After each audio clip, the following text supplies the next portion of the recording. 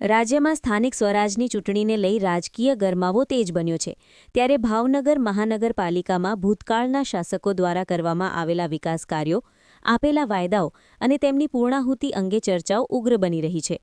શહેરમાં ક્યાંક વિકાસના કામોથી સંતોષ જોવા મળે છે તો ક્યાંક અધૂરા કામો અને અધૂરા વાયદાઓને લઈને નારાજગી પણ દેખાઈ રહી છે. ચૂંટણીના આ માહોલમાં હવે સવાલ એ ઊભો થયો છે કે જનતા કઈ પાર્ટીને તાજપોશી કરશે. ભાવનગરના વોર્ડ નંબર 14 ગોગા સર્કલ વિસ્તારમાં આવેલી શિવાજી સર્કલ વિસ્તારના મતદાતાઓમાં પણ આ મુદ્દે વિવિધ મતભેદ જોવા મળી રહ્યા છે. કેટલાક મતદાતાઓ વિકાસના કામોને ધ્યાને રાખીને નિર્ણય લેવાની વાત કરે છે, જ્યારે કેટલાક લોકો હજુ પણ મૂળભૂત સુવિધાઓના અભાવે અસંતુષ્ટ જણાઈ રહ્યા છે. હવે જોવાનું રહ્યું કે મતદાતાઓનો મિજાજ કઈ દિશામાં વળે છે અને આવનારી ચૂંટણીમાં કોને જનતાનો આશીર્વાદ મળે છે. ત્યારે શિવાજી સર્કલ વિસ્તારમાં આવેલી શ્રમજીવી સોસાયટીમાં રહેતી સ્થાનિક મહિલાઓ જણાવ્યું હતું કે તેમના વિસ્તારમાં પાણીની ગંભીર સમસ્યા છે.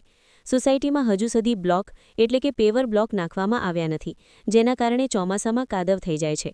ઉપરાંત ગટરો વારંવાર ઉભરાઈ જાય છે અને ગટરનું પાણી પીવાના પાણીમાં ભળી જવાની સમસ્યા ઊભી થાય છે.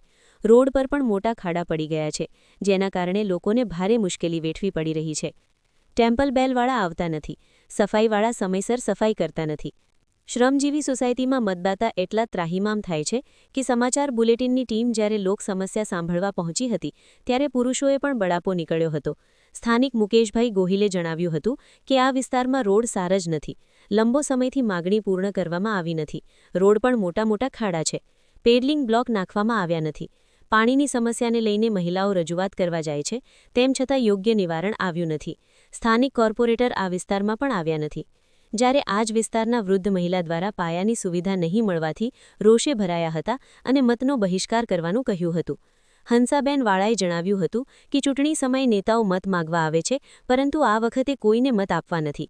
મત માગવા કોઈ આવશે તો તેને ભગાડવા છે અને પ્રચારના કાગળિયા ઉમેદવારોની સામે ફાડી નાખવા છે. જો કે આ વિસ્તાર ભાજપનો ગાઢ ગણાય છે. વર્ષોથી અહીંયા ભાજપનું શાસન રહેલું છે, તેમ છતાં પાયાની સુવિધાને લીધે લોકો પરેશાન છે અને 2026ની ચૂંટણીમાં મત બહિષ્કાર કરવાની ચીમકી આપી ઉઠ્યા છે. ભાવનગરના તમામ સમાચાર સૌથી પહેલા મેળવવા માટે અમારી ચેનલને સબસ્ક્રાઇબ કરો. હિરેન મારુ સાથે ફિરોઝ મલેક, ભાવનગર.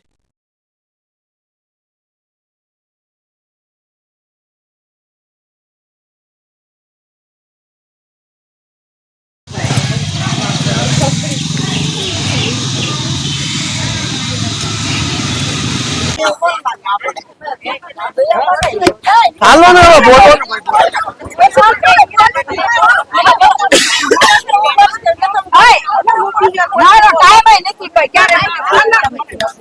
હાલો, મારે ઘણા બધા વિસ્તાર છે આજે લેવાના. થોડુંક આવો કોક બોલવા.